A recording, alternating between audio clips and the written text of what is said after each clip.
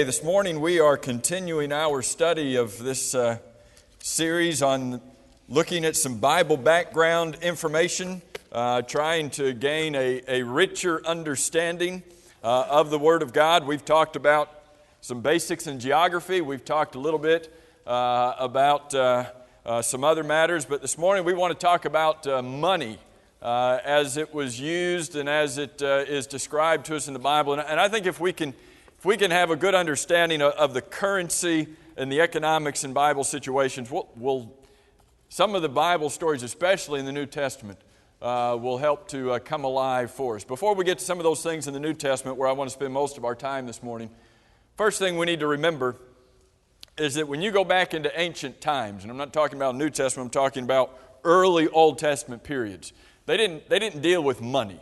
You know, you didn't walk up to the drive-thru. I guess you don't walk up to a drive-thru, but they didn't go to the drive-thru and, okay, that's, $4.25. They didn't deal in currency in those ways. Those early days, they bartered. There was trading that was going on. And so it's interesting to go back and look at the similarity in the Latin language between the Latin word for cattle and the Latin word for money. Very similar. Hebrew word for cattle, Hebrew word for purchase. Obviously, when they thought about money and purchasing and those kind of things, it was not about dollars and cents, but it was about cattle and sheep and wheat and oil and those kind of things. That if you have what I need and I have what you need, then we can barter and we can make trades along those lines. As time progressed, they began to have somewhat of a currency system, but again, it was not dollars and cents. It was all based upon weight. And so they got the precious metals of gold and silver, but instead of putting it into coins like we would have today, or necessarily even putting it into bars, gold bars, it was weighed out. And so how much did this amount of silver weigh? That's how much it was worth. How much did this amount of gold weigh? And when you read in the early chapters of the book of Genesis, you have Abimelech and Abraham, where Abimelech gave Abraham money. We gave him 1,000 shekels of silver, about 25 pounds of silver. And then Abraham paid about 400 shekels of silver for that cave in Machpelah where he and his family were buried. But Joseph was sold for a little less than what came to be known as the price of a slave. And when you begin to compare that amount of money to others, it's interesting that the price of a slave was really not all that much. As you go into later history, if you go to 1 Kings chapter 10, look in 1 Kings chapter 10 where you are reading about King Solomon and his, you read about King Solomon and his kingdom. And you read about the time where the Queen of Sheba came to visit Solomon in 1 Kings chapter 10. And when the Queen of Sheba came to visit Solomon, she brought, as was customary, brought a great gift to him. And on this occasion, in 1 Kings chapter 10 and verse 10, we read in our Bibles that she brought 120 talents of gold. That means nothing to us. Not because we're dumb, it's just that's not how we think. We don't think in talents of gold. By the way, talents in the Old Testament. You remember in the New Testament there's a parable of the talents, and we'll get to that in a few minutes. But Old Testament talents and New Testament talents are different. And so Old Testament talents went by weight. And so they measured out the talents by weight. New Testament talents was actually a currency. And so it's the same English word, but it's two different concepts. Anyway, Old Testament, she gave 120 talents of gold to Solomon when she came. Measured out, it's 4.5 tons.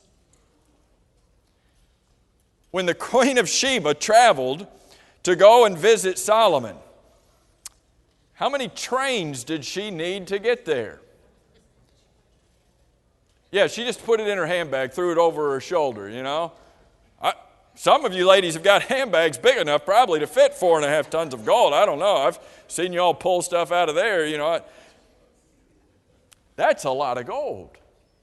I don't care how you measure stuff out, and it doesn't matter how rich you are. 4.5 tons, that was her gift.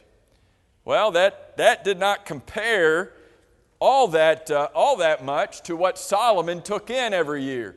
In Solomon's taxation system, if you drop down, I think it's verse 14, same chapter, 1 Kings chapter 10, I think it's verse 14, where it says that through taxation, Solomon's income into his kingdom was 666 talents of gold. 25 tons of gold came into his kingdom every year. And we won't take time to look at this, but you may also go over and look in 2 Kings chapter 15 and verse 19. These slides will be online tomorrow. But there's a story where the king of Israel was trying to pay off his enemy, the king of Assyria. Don't come and destroy us. Let me give you money not to destroy us. And in order that his hand might be with him, in order that he might join forces with his enemy, what a mistake that was for a king of God's people anyway, he gave this foreign king 37 tons of silver. He sold out the nation of Israel for 37 tons of silver. What does all of this matter? When you get to the book of Proverbs, you read over and over in the book of Proverbs about God's view of dishonest scales. You read about God saying that dishonest scales, they're an abomination to the Lord, but a just weight is His delight. You read about the weights in diverse measures, and all that is living in a system where they would measure out their currency. Or they would measure out, imagine going to the market.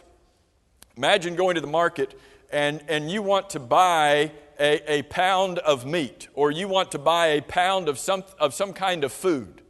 And so the guy puts it, the guy selling it to you puts it on his scale, and that's a pound. And then he says, okay, that's going to cost you a pound of silver to get this pound of meat. And then he took your silver and he put it on a different scale, because he had kind of adjusted that scale so it did not measure out as, and that's not enough. You need to put a little bit more on there to get to a pound. And God says, when your currency is dealt in weights and measures, you'd better be honest. What does that say about our dealings today? Does God look for us to be honest in our dealings? Whether it be weights and measures, whether it be dollars and cents, whether that be currency of any kind. But here's what I want us to do. I want us to spend, we don't have time to look at these other coins, but you can play with that later. I want us to look at these. It's interesting to look in the New Testament.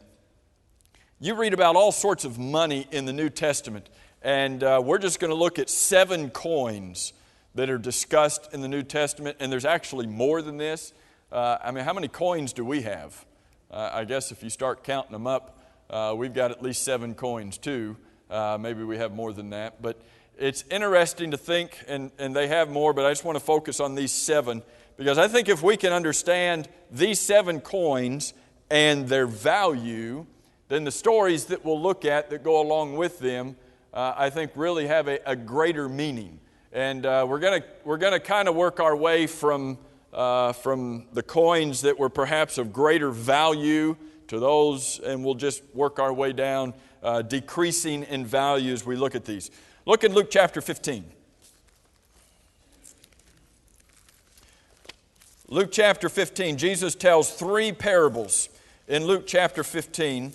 One about the lost sheep, one about the lost coin, and one about as the New King James calls it, the lost son, the parable of the prodigal son, parable of the elder brother, parable of that loving father.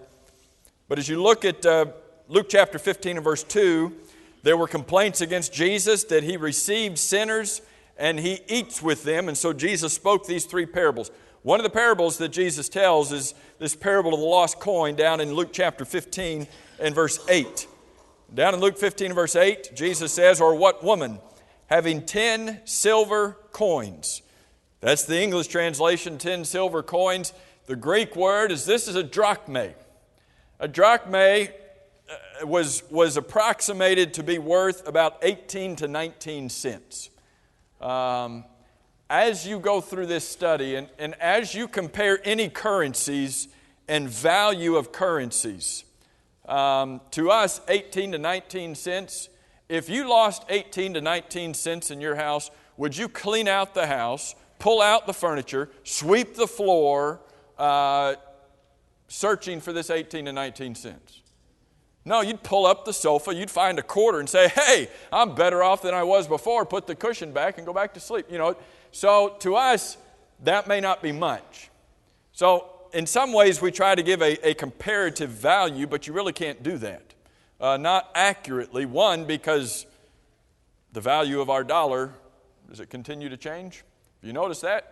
Why can't you get the same gallon of milk for the same thing you bought it for? Why can't you get the same gallon of gas? Never mind. So you can't compare it equally anyway, but the buying power of their currency was far greater. They could get more for 18 or 19 cents than we can. Anyway, she had 10 silver coins. She lost one. She lost 10% of what she had. Now would you get concerned? Now would you sweep out the house? Here was a coin that could buy you, it was worth buying one sheep or a fifth of an ox. So 18 to 19 cents may not be much to us, but here's a coin that was very valuable to her. What'd she do? She's going to find it. What was Jesus' point in all of this? The lost sheep, the lost coin, the lost boy. What's Jesus' point in all of this? They're all important. Who was that lost sheep important to? Is he important to the shepherd next door or the shepherd down the street? No, he was important to his shepherd. Who was that lost coin important to? That woman. Who was the lost boy important to? Was he important to the pigs? Was he important to the owner of those pigs? No. Who was he important to? The father. So while there may be some things that may not be of value to a certain person, Jesus says the owner of these things, they have value. What was his point in Luke chapter 15 and verse 2? Jesus was eating with sinners. Well, why is this guy eating with sinners? What does Jesus say? They are of value to me. They have souls. Jerry, you had your hand up. I was just going to point out that in the center column here it says that drachma was equivalent to 1 day's wage. Yes. Yes. And we're going to look in just a minute at a denarius. And they're two different coins, but it's the same thing. The drachma may have been a Jewish coin, but we'll look at the denarius. It's of the same value, and it's also a day's wage. So yes, this woman had lost a day's wage. Would you go searching for a day's wage? There's another one. Go to Matthew chapter 17. I like this one even more. Look in Matthew chapter 17. You've got a didrachman. Sounds almost Jamaican, doesn't it? A didrachman. Matthew chapter 17. I got to come up with corny stuff to keep you all awake now, okay? Matthew chapter 17, verse 24. When they had come, Jesus and his disciples, Matthew 17, 24, when they had come to Capernaum, those who received the temple tax. Now, the Jews had created an idea, and it came out of the Day of Atonement, where they kind of created it, that there was a temple tax that was to be paid every year by the Jews. A didrachman was actually worth 2 drachmas. So a drachma was worth about 18, 19 cents, a day's wage. So a didrachman was worth 2 of those, worth about 36 cents.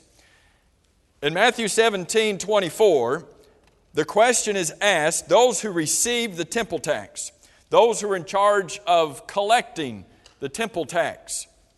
You suppose these people were popular?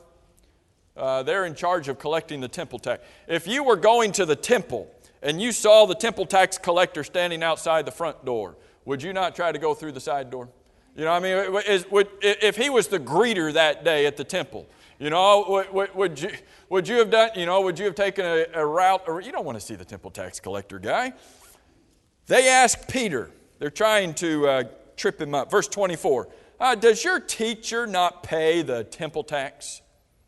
Hey, you all are here. Why is your teacher, they're up in Capernaum, you remember that's up in Galilee. Does your teacher not pay the temple tax? Look at what Peter says in verse 25. Peter says, of course, yes. And when he had come into the house, Jesus anticipated him. I love that word. Jesus anticipated him. He said, what do you think, Simon? From whom do the kings of the earth take customs or taxes? Do they take them from their sons or from strangers? What's the answer to that? Here's the kings of the earth. The kings of the earth, the Roman kings, they are collecting taxes. Do they tax everybody else in the kingdom, or do they tax their sons? Well, their sons don't have to pay the tax. Everybody else has to pay the tax. Son doesn't have to pay the tax. And so that's the way Peter answers it. Peter says, well, they collect it from strangers. And so Jesus says in verse 26, well, therefore, sons are free. Why is Jesus bringing this up? Who did the temple belong to?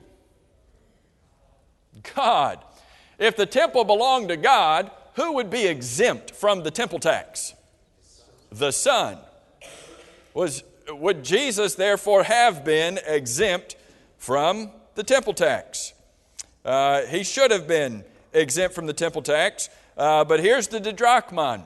The didrachman is worth 2 drachmas. It was the amount that one person would pay annually for his temple tax, and yet Jesus argues that would make him exempt. But then Jesus brings up another coin down in verse 27. Down in verse 27, now Jesus said that he was exempt from this particular tax, but he doesn't want to cause stumbling. He doesn't want to cause any issues, so he's going to pay the temple tax. But he says to Peter in verse 27, nevertheless, lest we offend them, go to the sea, cast in a hook, and take the fish that comes up first. And when you have opened its mouth, you will find a piece of money. How did Jesus know that? Go to the sea. Well, they're at Capernaum, so it's the Sea of Galilee. So the sea is figured out. Cast in a hook, okay? Did Peter know how to do that? Did he need somebody to come and teach him how to tie the hook? He knew how to cast a hook. When you cast in the hook, which fish is he going to be most concerned about? The first fish you catch. So did Peter need to stay there and keep fishing? You're going to go there and cast in a hook. The first fish you catch, there's going to be something in its mouth besides the hook. How did Jesus know that coin was going to be there? How did he know that fish on that day would have had a coin in his mouth? Who put it there? God put it there. Why didn't Jesus, if he was going to perform a miracle, why didn't he just pick one from behind Peter's ear? I mean, why didn't he just go to Peter and say, hey, Peter, come here. See what's in your ear? Okay, take this and go and pay the temple tax. Is this faith? What sort of faith does it take to take a coin out of somebody's ear? Well, a lot of faith in that kid, right? He believes you all day. Peter had to go to the sea. What was running through Peter's mind through this whole process? Go to the sea, cast in a hook, catch a fish, and there's going to be a coin. And not just any coin. This is a different word. The temple tax, the first word that was used up for the temple tax was the didrachman. This word is the stater. That was the piece of money that would be found in the fish's mouth, was a stater. The stater was worth 2 didrachman. Where do I have this? Here's the stater. It was a silver coin worth 2 didrachmas. So if a didrachman could pay one person's temple tax, how much could a stater pay? Well, now I can pay two. And so Jesus says, you take that and you give it to them for me and for you. Jesus is not just paying his own temple tax, he's going to pay Peter's temple tax too. Did it take faith in Peter to go, put that hook in, catch that? When Peter was, in our minds, reeling this fish in, is this thing really going to have a coin in its mouth? And he's reeling it in. What if he gets off the hook? What if I lose this fish? Jesus is going to kill me. If I lose this fish, Jesus, he's going to, what's going through his mind? He pulls the fish up. All right, is this coin really going to be in here? There's a stater in that fish's mouth. He goes and he pays the temple tax. Did Jesus obey the laws? Did Jesus obey these regulations that had been put there? For what purpose? Was he exempt from this? From this, yeah. But did he want to create an issue out of this? Did he want to create such a stumbling block here that people would no longer hear? Was it worth a didrachman? Was it worth 36 cents to create a stumbling block? Or would it have been better, 2 days' wage, would have been better to pay the 2 days' wage to make sure that these people who came and said, hey, doesn't your teacher pay the temple tax? Yeah, he pays it. You got another question? You got another complaint? You got something else you want to try to trip him up on? You want to talk about something serious here besides your temple tax? Jesus went and he paid that. Let's talk about the denarius or the denarion.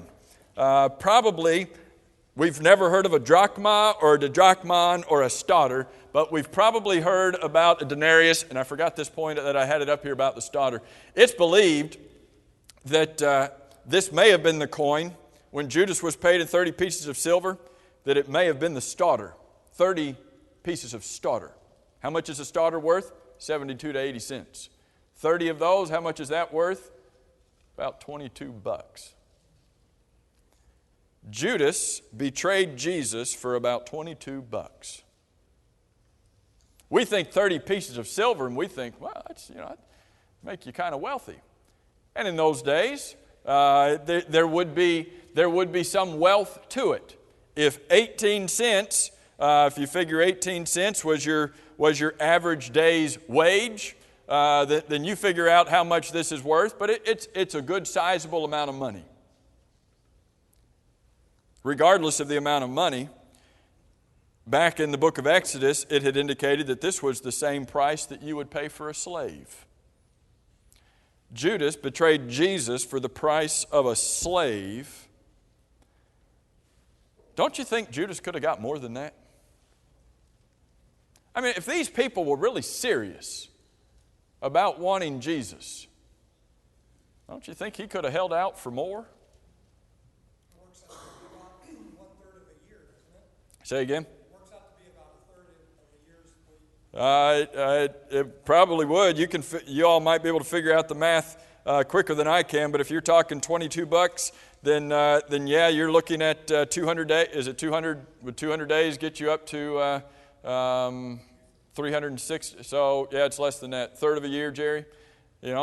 Would you betray Jesus for 1/3 of a year's salary? Would it be worth it? Judas had a price. We don't know all of Judas. We don't know all of Judas's motives.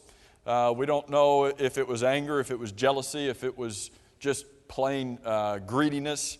That all of the motives that were running through his heart, we may not ever know.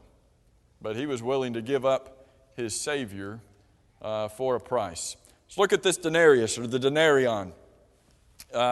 Here was a coin, just as we have mentioned, that was worth 18 cents. This was a Roman coin about the size of a dime.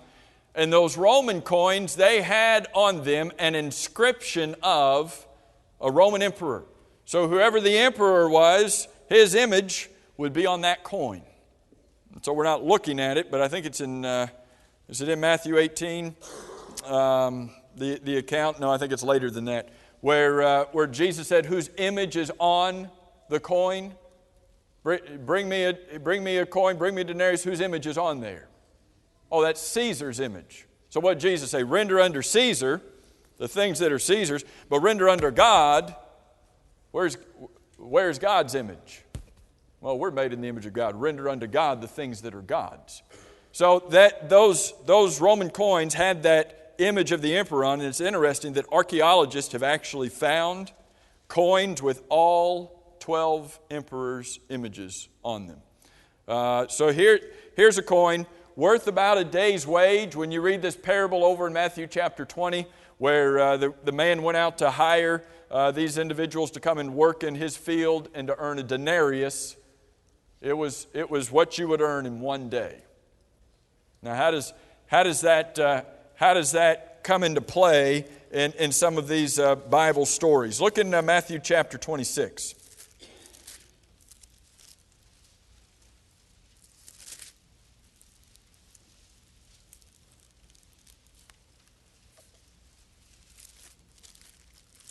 I might have you go to Mark instead. I don't know if Matthew has what I want.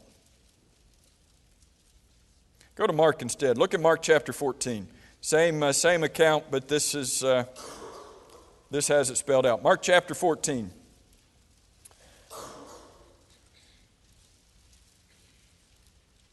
Mark chapter 14, Jesus came to Bethany. Do you know anybody who lived in Bethany? Lazarus. Well, of course, Lazarus died in Bethany too, right? So Lazarus lived again in Bethany. Who were Lazarus' sisters? Mary and Martha. Jesus' very good friends lived in, hold Mark 14, and while we're looking at this, flip with your other fingers over to John chapter 12, because I want to compare something here in just a second. Get Mark 14, we'll look at the first couple verses here. We're also going to look at the first couple of John chapter 12. But in Mark chapter 14, Jesus goes to Bethany where Mary and Martha and Lazarus lived. In Mark chapter 14 and verse 3, being in Bethany at the house of Simon the leper, Mark 14:3, Jesus sat at the table. A woman came having an alabaster flask of costly oil of spikenard. The name of the woman is not given here in Mark's account. I don't know that Matthew gives us her name. John gives us her name, and that's one reason I want you to look in John. I don't think Matthew's got it either. What's her name if you look in John chapter 12 and verse 3? Hold Mark 14 and John chapter 12. What's the name of the woman who comes to anoint Jesus'? Mary. Mary, the sister of Martha. Mary, the sister of Lazarus. Mary, one of the very close, dear friends of Jesus. Mark chapter 14, verse 3. A woman named Mary came having an alabaster flask of very costly oil of spikenard. Then she broke the flask, poured it on his head. And there were some who were there who were indignant. Hold Mark 14, flip back over to John chapter 12. John chapter 12 and verse 3, Mary took a pound of very costly oil of spikenard, anointed the feet of Jesus, and wiped his feet with her hair. Mark says she anointed his head. John tells us not just his head, his feet. Anointed his feet with this oil, wiped his feet with her hair. The house was filled with the fragrance of the oil. Back to Mark chapter 14 now. Mark chapter 14 verse 4. There were some who were indignant among themselves and said, "Why was this fragrant oil wasted? For it might have been sold for more than 300 denarii. And, of course, Judas thought, and given to the poor. Of course, that's what you would do with it. The ointment that she anointed Jesus' feet with was worth 300 denarii. How much is one denarii? A day's wage. She just took oil that was estimated to be worth a year's wage. Would you have been upset? You know, we pull Judas out, or we pull one of these disciples and say, well, you know, what right did they have to question it? If you had been there and somebody threw a year's wage on the feet of Jesus.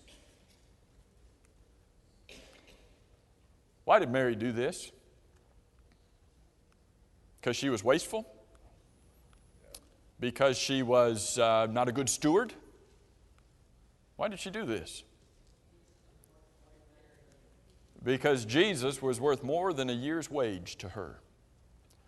Her devotion to the Lord was worth more than whatever that oil might have been worth. Does this give you the idea that maybe Jesus, or maybe Mary, Martha, and Lazarus were well off?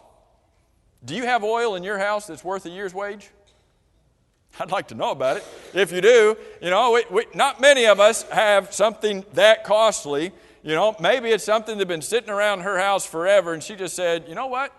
We've been waiting for a good occasion for this. Here's the Lord. He's getting ready to go and die. Or perhaps it was because, look, in John chapter 12 and verse, maybe it's the word then that starts verse 3. In John chapter 11, Jesus had just raised Lazarus from the dead. So maybe this was her way not only of showing a due regard for what Jesus was about to do in dying, but also to say, you just raised my brother from the dead. Her devotion to the Lord was more important than any amount of money. And she was willing to give whatever it took to bring honor and glory to Him. We're going to have to rush through some of this because did the first bell ring? The Good Samaritan in Luke chapter 10. You know the story of the Good Samaritan. He came and obviously he brought that man who was wounded, this wounded stranger. He brought him to the inn. He gave the innkeeper 2 denarius. He gave him 2 denarius. In those days, room and board at a place like that would have been about a 1/12 of a denarius. He basically paid for 3 weeks for that stranger to stay for 3 weeks at the inn. What was the relationship between the Jews and the Samaritans? Friendly? Man, they hated each other. They were at enmity with each other. And that's the whole point of this parable is, whose neighbor was he? He took care of this person that, no, Samaritans and Jews, they didn't get along. They wouldn't do this. He took him to the inn. He didn't pay just for here one night. Let him get over this in one night. He paid for 3 weeks for somebody who he hated and who hated him.